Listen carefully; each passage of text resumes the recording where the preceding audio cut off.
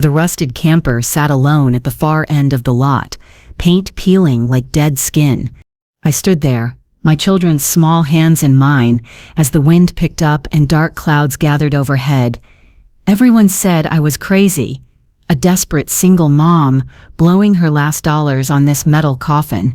But they didn't know what I knew, that sometimes rock bottom isn't just an ending.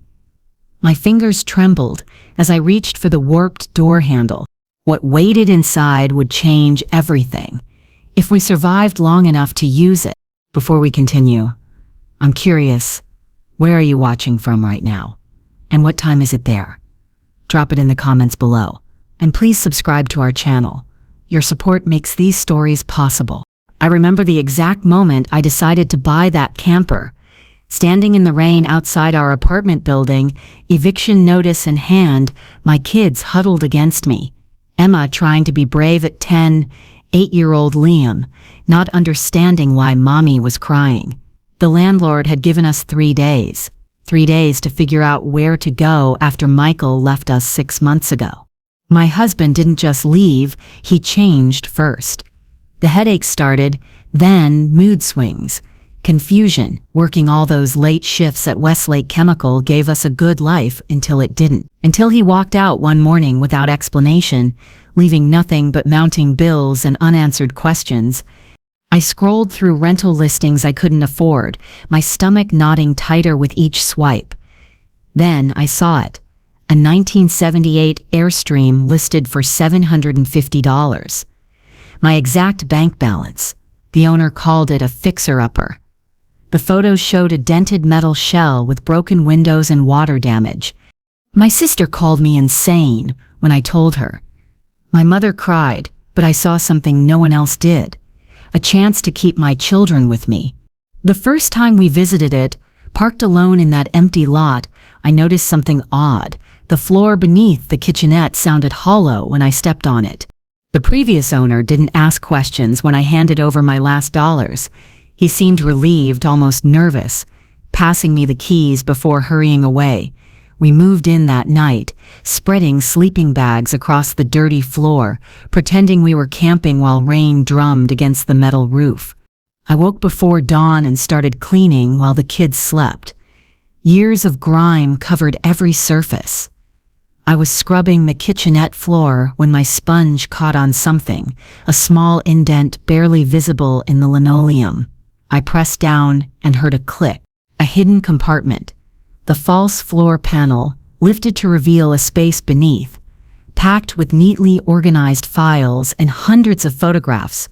My hands shook as I spread them across the floor. The photos showed Westlake Chemical, where Michael had worked for 11 years. Smoke billowing from unmarked pipes at night, workers dumping barrels into the creek behind the plant. Close-ups of dead fish and strange foam on the water's surface. Each photo labeled with dates stretching back 15 years. But what made my blood freeze was a series from just last year. Workers loading drums labeled inspection failed onto trucks marked for disposal. In the background of one photo stood Michael, looking agitated, arguing with a supervisor. Between the photos were handwritten notes, documenting patterns of illness in town, cancer clusters, neurological symptoms, reproductive problems. The same symptoms Michael had started showing before he disappeared. The final entry was dated 3 months ago. They're watching me now. If something happens, this record needs to find the right hands. The photographer had signed his name at the bottom, Daniel Mercer. My stomach dropped. I remembered that name from the local paper. Daniel Mercer, 58, longtime resident, died in a single-car accident when his vehicle unexpectedly left the road and struck a tree. The article called it a tragic accident. But the notebook in my hands told a different story, one that someone had tried to bury along with Daniel. I didn't sleep that night. After tucking the kids in, I spread Daniel's photographs across the camper's small table, arranging them chronologically. My fingers trembled as I recognized locations around our town: the creek where Liam used to fish, the playground near Emma's school, the water tower supplying our neighborhood. The next morning, I dropped the kids at school and drove straight to the library. The librarian gave me a pitying look. Everyone knew about Michael leaving, about our eviction. Small towns keep no secrets, or so I thought. I spent hours scrolling through microfiche archives of the local paper. 15 years of Westlake Chemicals history unfolded before me. Groundbreaking ceremony, job creation celebrations, charitable donations to the town. But between these glowing headlines were smaller stories. Mysterious fish, die-offs explained away as natural phenomena. Uptick in respiratory complaints during allergy season. 3 workers who died within months of each other from unrelated causes. Names jumped out at me from Daniel's notes. I cross-referenced them with obituaries, finding patterns he'd already documented. Young people with rare cancers, older workers with early-onset dementia, a string of miscarriages in the neighborhood downwind from the plant. Michael's symptoms matched others in Daniel's notes exactly: headaches, mood changes, cognitive decline, not abandonment. Poisoning. When I picked up Emma from school, I noticed an angry red rash on her arm, just like the one Michael had developed last year. "It's nothing, Mom," she said, pulling down her sleeve. "It just itches a little." That night, I taped black garbage bags over the camper windows before examining Daniel's materials again. A paper fluttered to the floor, a laboratory report showing elevated levels of chemicals I couldn't pronounce in soil samples from around town. When I finally crawled into bed, exhaustion overtaking fear, something crackled under my pillow. A note, folded small, pushed through the camper's window. Then, "Stop looking. For your children's sake." My heart hammered against my ribs. Someone knew what I'd found. Someone was watching us. The next day, I returned to Daniel's materials with new urgency. Inside his notebook's binding, something caught my eye, the edge of a USB drive, carefully hidden in the spine. My fingers trembled as I pried it loose. This small piece of plastic, suddenly feeling as heavy as the truth it might contain. The library's ancient computer took forever to read the USB drive. I glanced over my shoulder repeatedly, suddenly aware of every person who walked past. The drive contained hundreds of files, water and soil test results spanning years, all showing contamination levels far exceeding legal limits. Daniel had created maps showing cancer cases clustered around the plant's discharge areas. Most disturbing were recorded interviews with former workers, their voices often breaking as they described safety violations they'd witnessed. One voice stopped me cold. Michael's, recorded 6 months ago, just weeks before he disappeared. "The headaches are getting worse," he said. "I found documents showing they've known about the chemical leaks for years. When I asked questions, my supervisor said to remember, I had a family to think about." It wasn't just a reminder. It was a threat. I sat frozen as the recording continued, tears streaming down my face. Michael hadn't abandoned us. He'd been trying to protect us.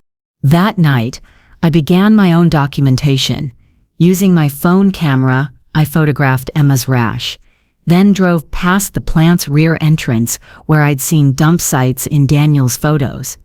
Nothing obvious showed in the darkness, but the acrid smell burning my nostrils told me enough. Daniel's notes included addresses of affected families. Most had moved away. Those still in town refused to talk when I visited. Doors closed in my face. Phone calls ended abruptly. Fear hung over our community like the chemical haze that sometimes settled in the valley. Finally, one former worker agreed to meet me, Frank Peterson, retired after 30 years at Westlake. We sat in his garage, his oxygen tank hissing beside him. Daniel came asking the same questions, Frank wheezed. Week later, he's wrapped around a tree. Funny timing, wouldn't you say? "Why did you stay silent?" I asked. Frank's rheumy eyes met mine. "Company owns this town. They paid for my grandson's college, for my wife's first round of cancer treatments. By the time we realized they caused the cancer, he shrugged. Too late for principals then. He slid an envelope across the table.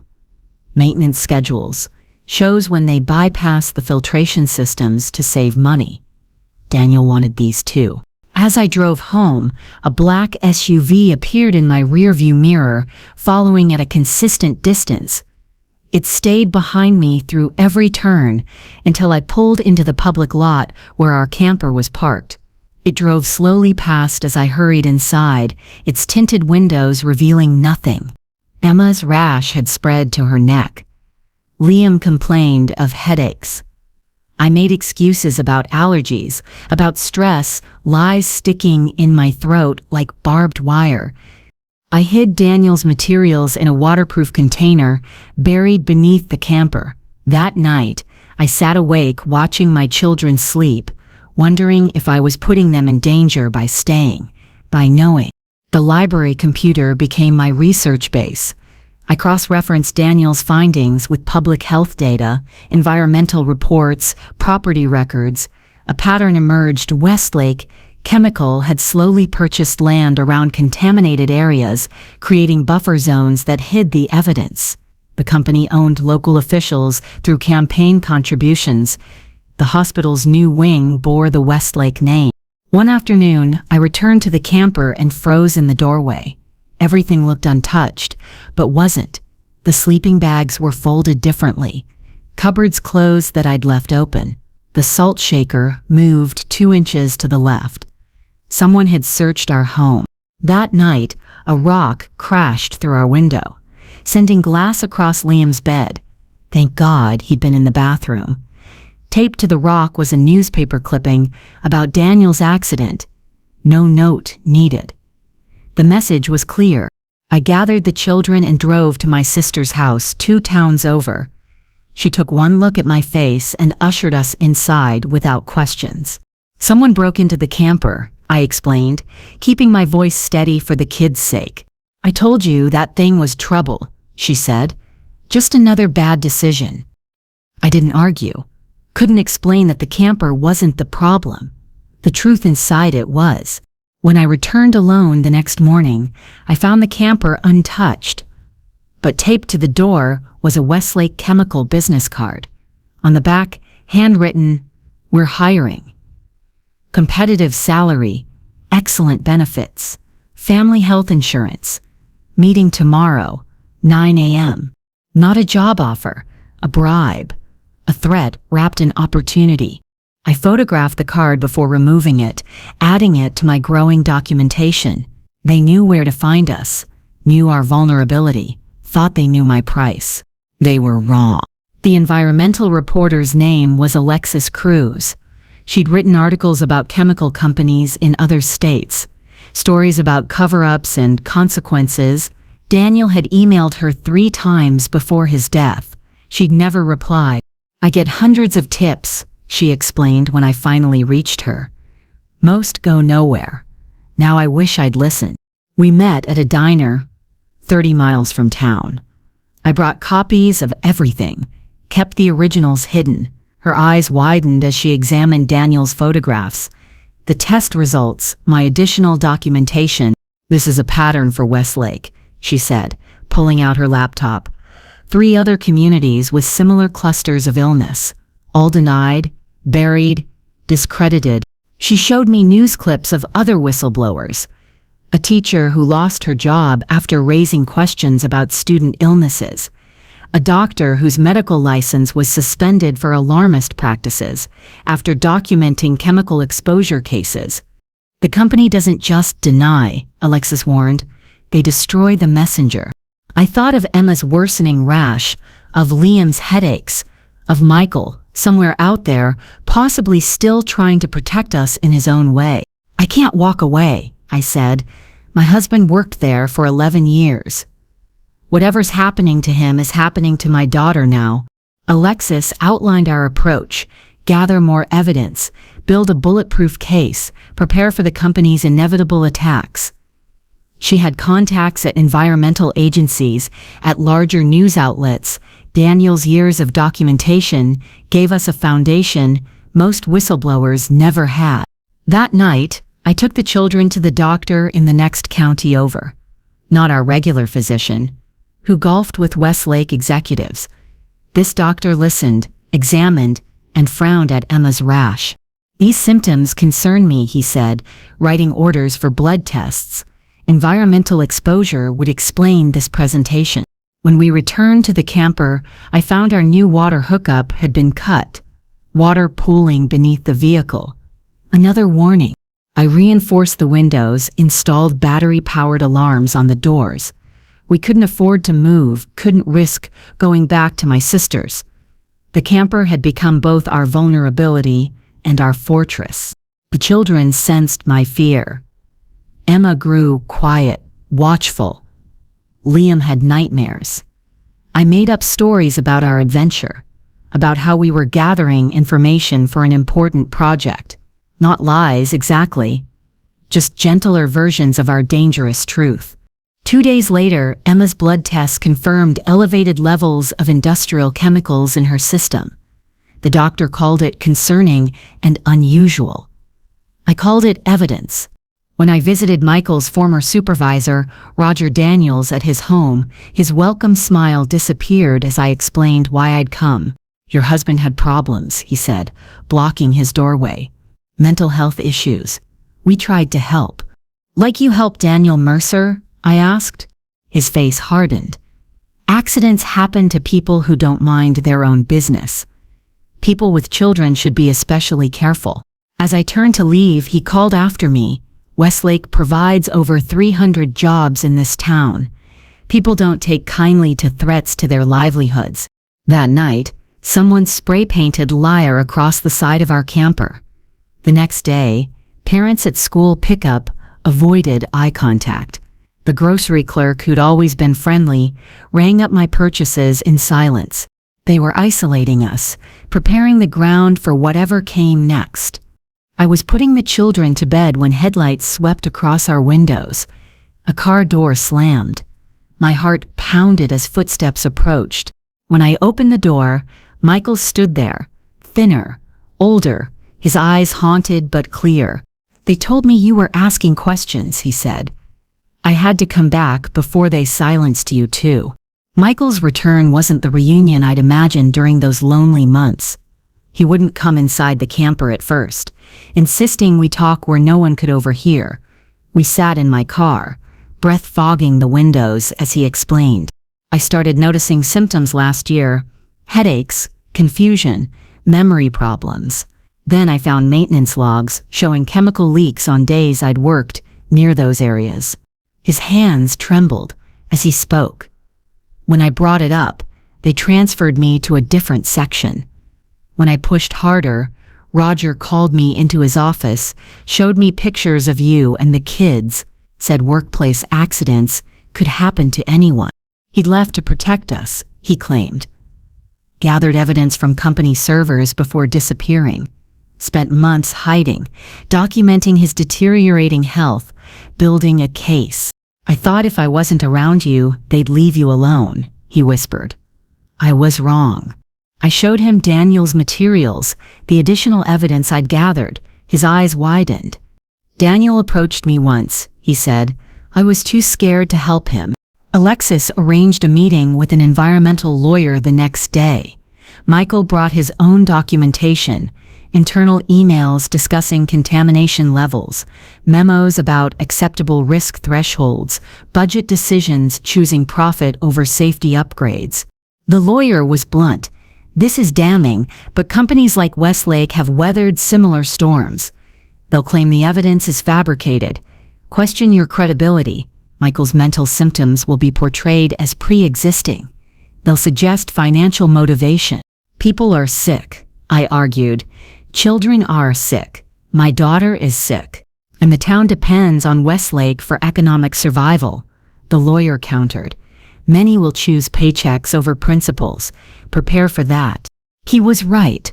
When we stopped at a restaurant on the way home, conversations halted as we entered. The waitress served us reluctantly, eyes averted. The town was choosing sides.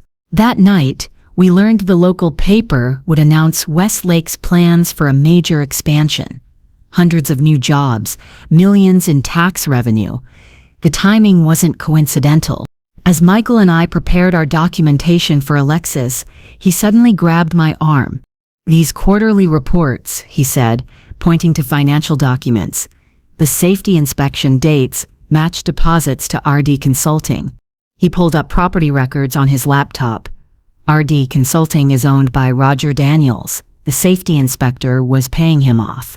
We looked at each other, understanding dawning. Not just negligence, criminal conspiracy. Outside, car doors slammed, flashlight beams swept across our windows. "They found me," Michael whispered. We killed the lights, hushing the children who'd woken frightened. Through a crack in the curtains, I counted 3 men approaching the camper. Roger Daniels among them. Michael pulled me to the back of the camper, whispering urgently, "There's a town meeting tomorrow about the expansion. Every official will be there. The media. It's our only chance." A heavy knock rattled our door. "Michael, we know you're in there. Just want to talk."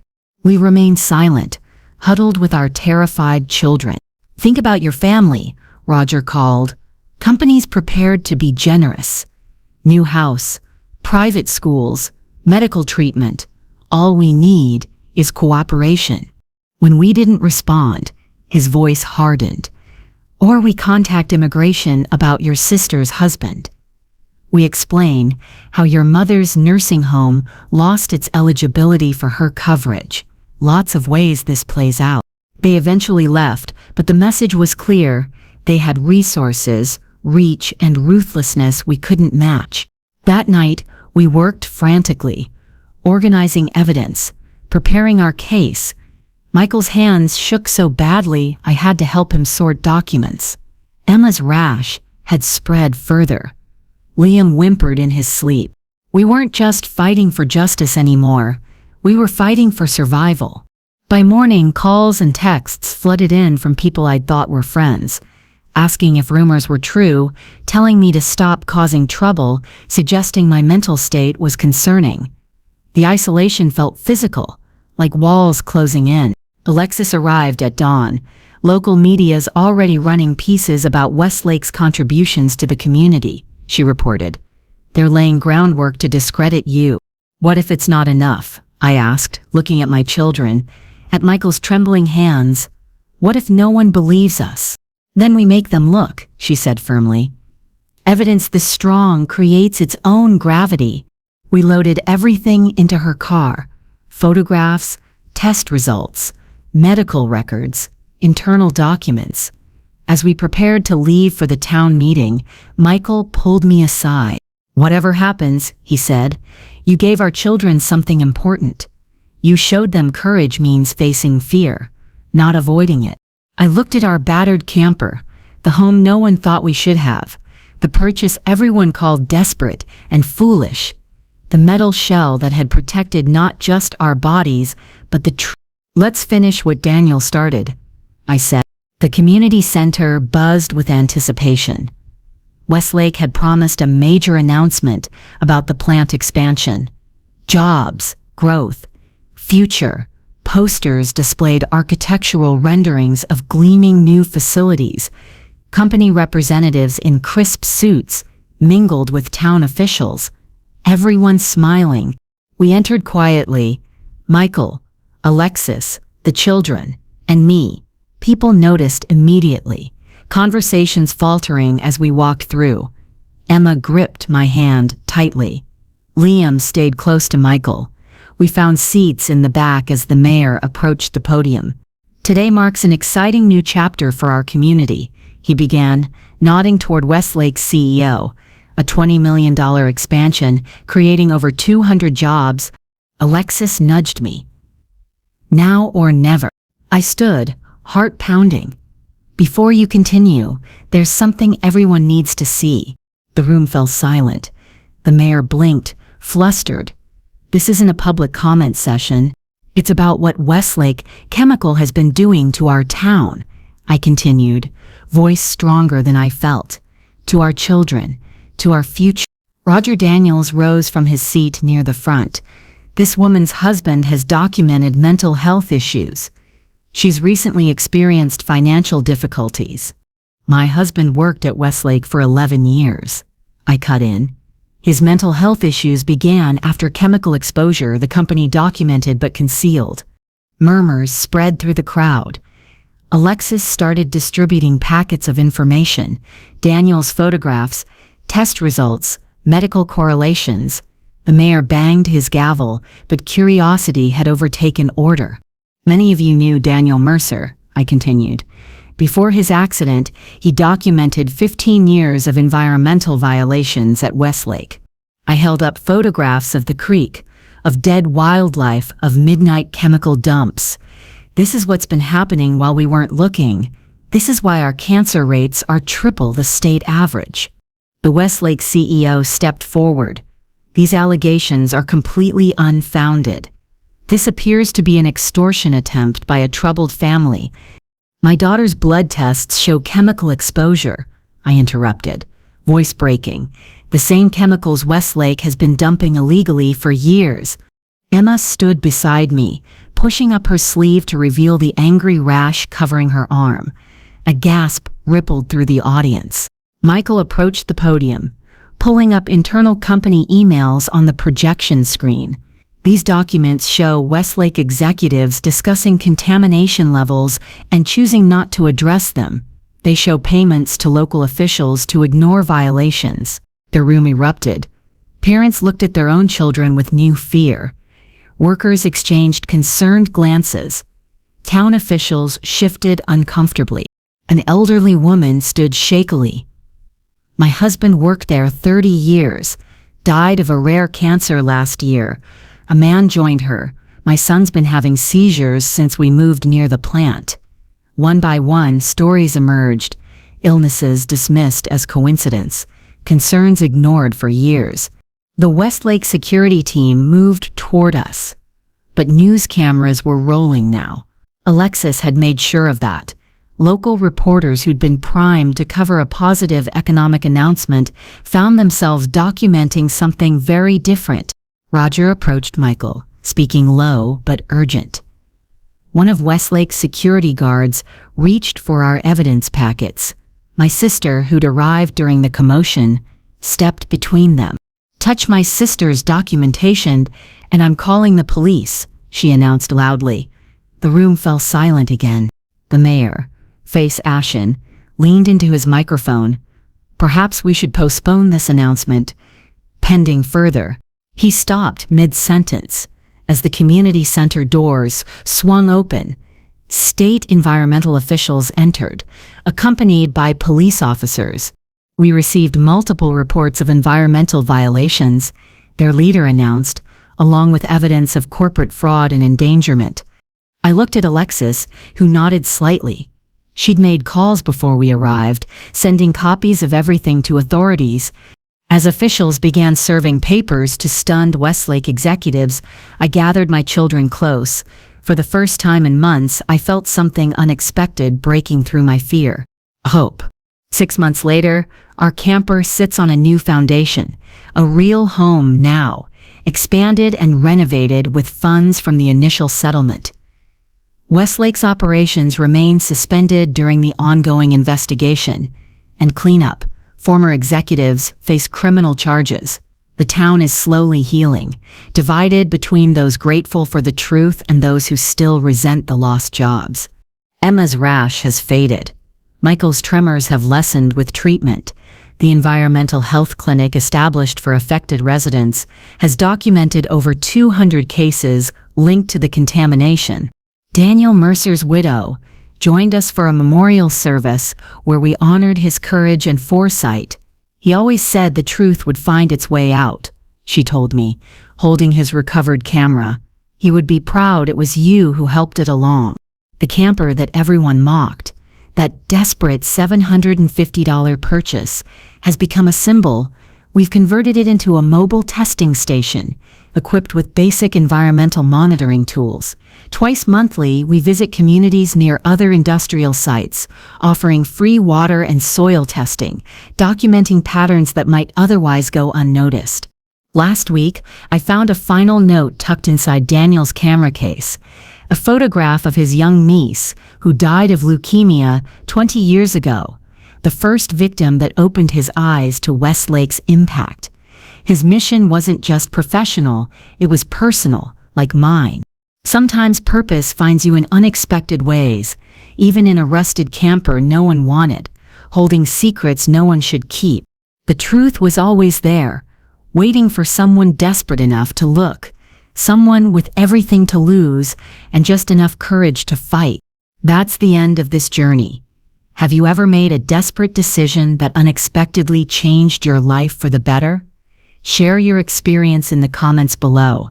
Hit subscribe to hear more stories of courage and transformation. Now click to discover our next powerful story.